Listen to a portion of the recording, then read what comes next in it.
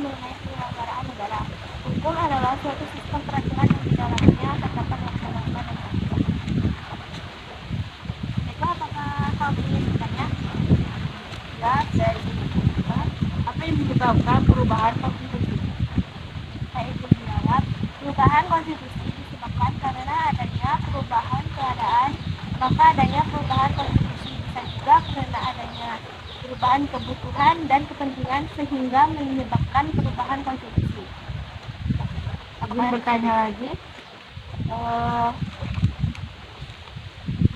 apa penyebab penegakan hukum di suatu negara ketika lemah?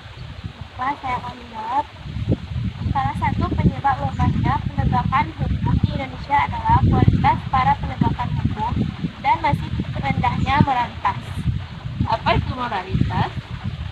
Moralitas adalah sifat moral atau keseluruhan asas dan nilai yang berkenaan dari baik dan buruknya perbuatan seseorang. Apakah Anda sudah puas dengan jawaban saya?